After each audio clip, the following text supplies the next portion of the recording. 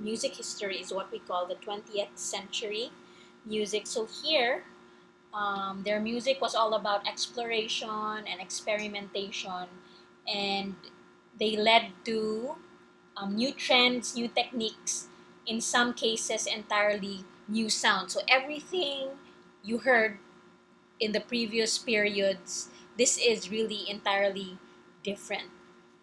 That's why they called it anti-romantic. So you would hear a lot of these sounds.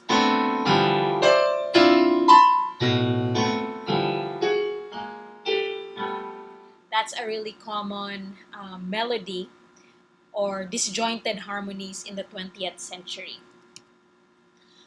Under the 20th century, we have Impressionism period and Expressionism. So first, Impressionism period was an important musical style, and then it originated in France because it started with the whole idea about a French painter that his painting was really blurry and fuzzy. So as you can see in the slide, you're not really sure what the subject is. Like for example, if you look at that circly thing there, you're not sure if it's a sun or a moon, or if you see fishes, or is that a pier, or are those trees, is it sunrise or is it sunset. That's the characteristic of Impressionism. It leaves you only an impression.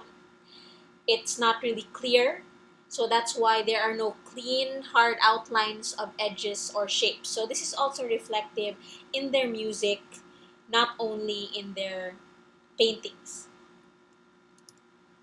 So our composer for this era is Claude Debussy, and he was a fresh impressionist composer, and he composed music that evoked rather fleeting moods and misty atmosphere. So attached is a link called Clair de Lune. So Clair de Lune means moonlight, and this is how he interprets moonlight. So music is also just like painting, but through sound.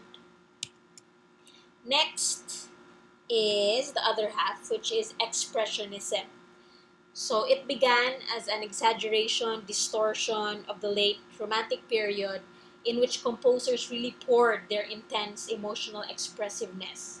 There's a lot of exaggeration in their music. So if you see also the picture on the slide, it's the Scream, and it was also painted during the Expressionism period.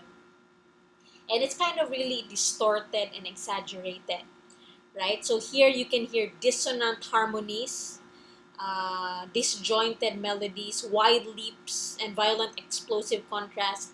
Some musicians now enjoy making these types of music because it's very, what do you call that? Uncommon, right? And it's very unpredictable, unlike the other types of music. So a lot of composers now even make compositions with just the silence. So I know this composition, I forgot the title.